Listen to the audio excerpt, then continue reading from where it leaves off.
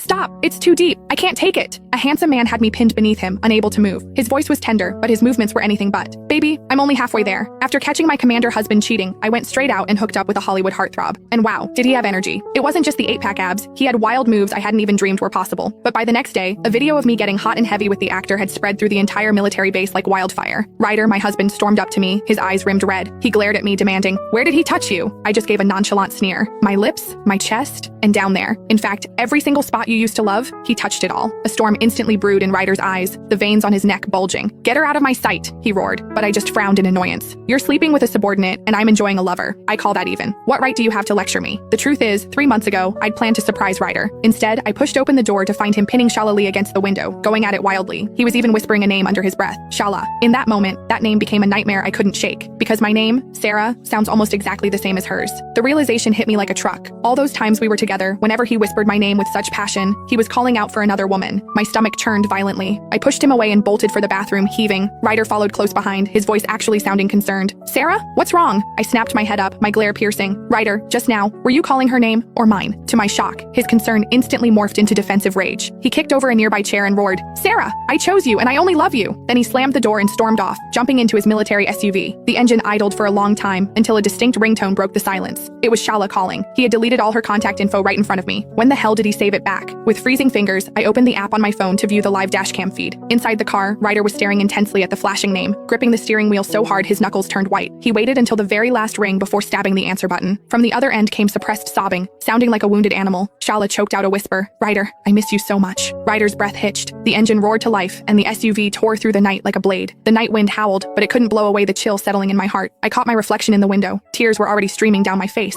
The car soon pulled up outside an officer's apartment complex. Rustling sounds came through the dashcam audio, followed by Shala's whimpering moan. "It hurts." And the husband who swore he loved me replied, his voice so raspy it was barely recognizable. "Take it. Even if it hurts, take it." What followed was a night filled with heavy breathing and frantic kissing. It sounded so desperate, so primal. I stood by the window all night, listening to every second of it. Only when the first light of dawn broke did I move my stiff body to retrieve the divorce papers. I had forced him to sign a clause earlier. If he cheated again, all assets and property would automatically transfer to me. I deliberately signed my name and took the document straight to the legal assistant's office on base. The lawyer reviewed it and looked up. "Once filed, your marriage will be officially dissolved." I dragged myself home on shaky legs to find Ryder already waiting. Seeing me, he looked impatient. "Where the hell have you been? Stop using suicide threats to manipulate me," he snapped. "Is that all you know how to do? Torture me with these stunts?" I stared at him, my heart turning to ice. So, my near-death accident back then, in his eyes, it was just a ploy for attention. It didn't matter that I'd lost 15 pounds from the stress, or that I'd mentally collapsed to the point of nearly falling off a cliff. Seeing how pale I was, Ryder's tone softened slightly. He reached into the car and pulled out a box of strawberry pudding. "Here," he said, looking like he expected a medal. "It's your favorite. I drove halfway across the city just to get it for you." But looking at the packaging, I felt sick again.